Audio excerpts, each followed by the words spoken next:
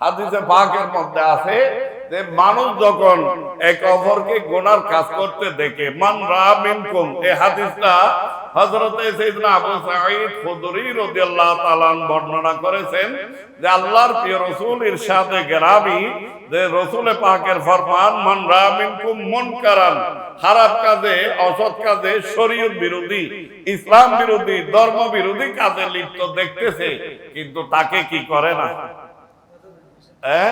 তার উচিত হলো ফালিয়ুগাইয়িরহু বিয়াদিহি, তাকে হাত দ্বারায় আপনার ক্ষমতা আছে শাসন করার, মারে হোক দরে হোক যেভাবে হোক তাকে অন্যায় কাজ থেকে ফিরিয়ে আনা, অন্যায় কাজ থেকে। নবী বলতেছেন ফাইল্লাম ইয়াস্তাতি ফাবিলিসানি, আর যদি এইভাবে শক্তি ক্ষমতা না থাকে তাহলে জবান দ্বারা বারণ করতে হবে, জবান দ্বারা, মুখ দ্বারা বারণ করতে হবে।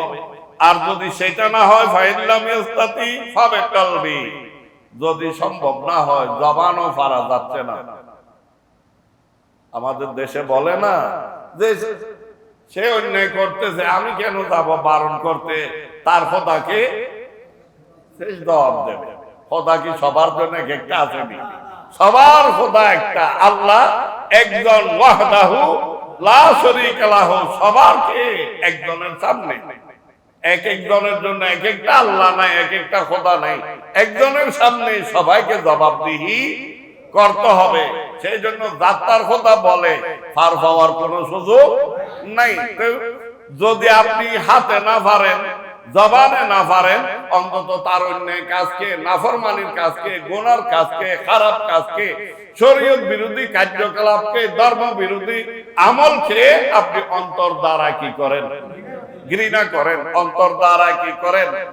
নবী বলতেছেন এই লাস্ট যেটা অন্তর দ্বারা ঘৃণা করা, এটা হলো দুর্বল ঈমানের পরিচয়।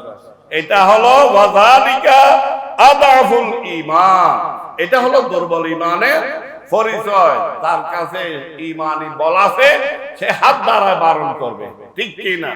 ঈমানি শক্তি আছে, সে জবান দ্বারা বারণ করবে।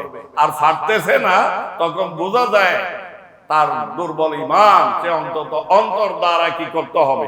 ঘৃণা করতে হবে। আর নাইলে আপনিও তার মতো সমপর্যায়ের হয়ে যাবেন, ঠিক কি না?